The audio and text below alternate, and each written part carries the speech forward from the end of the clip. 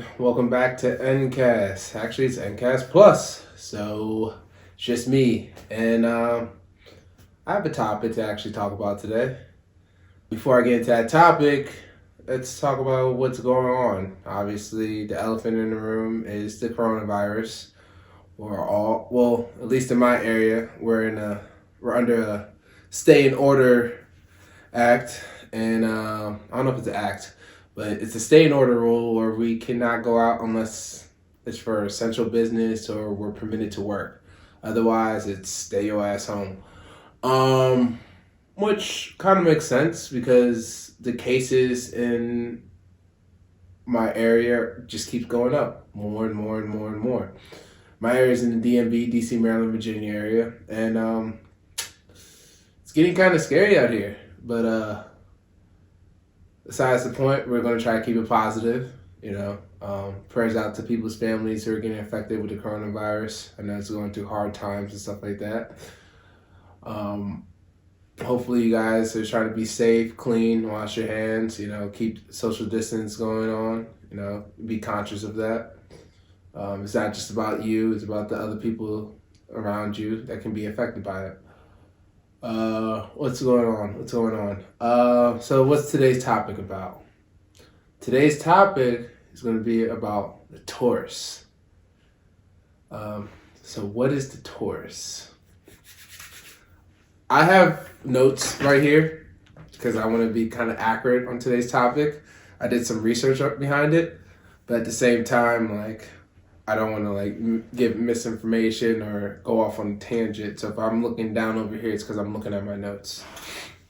So the Torus, from a mathematical perspective, which I'm not going to go in great detail about because one, I'm not a mathematician. I'm not that great in math, but it was broken down to me in such a basic concept by Arthur Millington Young, who was an inventor.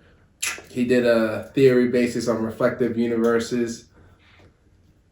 I just can't help but, reiterate what he taught me through YouTube and stuff like that. And you can look him up. He's a pretty interesting guy.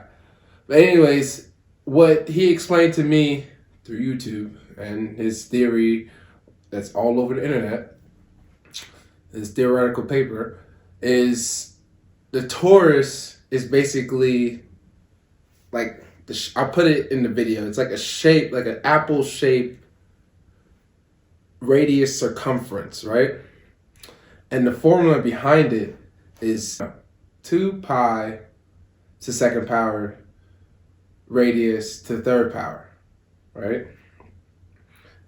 And I guess the way it works is he's measuring the area of the circle and then the sphere of the circle.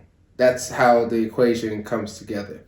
Like I said, I'm not a mathematician. If that confused you a little bit, you can also look him up. I'll put a link right here in the video too to look it up.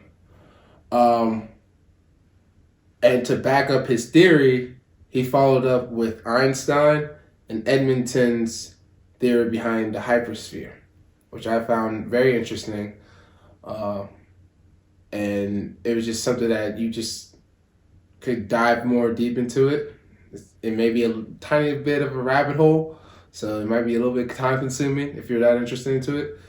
But there's a reason why I want to talk about the Torus, and it's not to go into the math complications behind it. It's just to give you a surface level understanding of the diameter of the sphere of the Torus. And the reason why it relates because it has to do with the universe. And the reason why Arthur Young was emphasizing the equation and what it has to do with the universe is he wanted to emphasize the reversal of the law of cause and effect. His example goes as so. Fire causes cooking, right? So if you reverse it, the idea to make the fire is to cook. The goal is to cook the food you want, right? Which causes you to make the fire. like I said, I'm looking down over here because it's part of my notes. And I know it's bad etiquette to just look back and forth. But anyways, the prime example is to give you a reversal of cause and effect. You're making a fire for a purpose of cooking the food you want. The same example with the sequence of counting numbers. 1, 2, 3, 3, 2, 1. It's the purpose of the matter of the fact, if that makes sense. And the reason why this all relates, which when he explained it to me through the video, it's the state of consciousness. And verbatim, how he quoted it, the state of consciousness is the ability to use matter for your own purpose. I thought that was like a great statement, even though the video I was watching was like over 30 years old. But to this day, I think it resonates. I mean, maybe even your favorite entrepreneur like Gary Vee uses this type of logic of thinking. Or Les Brown or Grant Cardone or, Tony Robbins. You name them.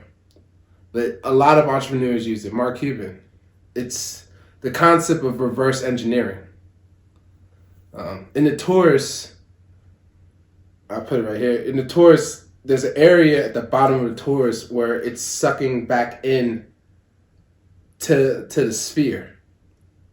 And that's the reversal law of cause and effect. And that's just what keeps circling throughout the Torus.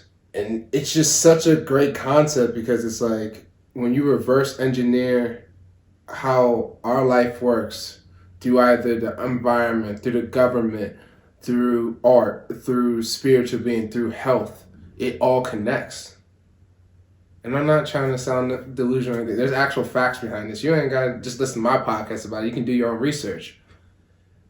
It's just such a great concept and kind of gives you a sense of how the world works. And that's why I wanted to talk about on this podcast, how the world works. And yeah, that's basically my little spiel on this podcast. It's going to be a short one. That's why it's an N.Cast Plus. But I really hope I articulated this concept to you guys as clear as possible. If not, like I said, I'll put links at the bottom so you can do your own research and back up my credibility of what I'm saying. Like I said before, I'm not a mathematician. I wasn't that great in math. I barely passed through high school and college and stuff like that. But I always encourage learning and personal growth. And to find something that relates to math and consciousness was something that's elevated me to a different level of thinking. And hopefully you guys saw some interest in what I'm saying and gives you another elevation of thinking too, and you want to grow as a human being. With that being said, that's all I got to say for this podcast. Thank you for joining me. Until next episode, you guys take care. Also, I'll put my social media stuff on here, right here where I'm pointing at. I'll also say it out loud because people may just be listening to my podcast. If you want to find my social network, you can find me on Twitter at Nigma Prince, which is NIGMAPRINCE. And you can find me on Instagram. My personal Instagram is at P._INGMA. And you can find our podcast Instagram at N_cast CAST_.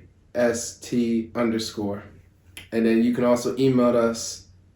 You can also email us at ncastpodcast@gmail.com. Granted, I've been up almost all night, so if it sounds like I'm slurring my words and stuff like that, I'm trying not to. I just have a lot of work to get done. I appreciate everybody who's been watching or listening. It means a lot. It keeps me going. And hopefully I inspire the next person, just like Nipsey Hussle, who just recently passed a year ago from today, which is March 31st, 2020. I just want to shout out to him because he's taught me life lessons that could never be replaced. May he rest in peace. Till next time. Peace.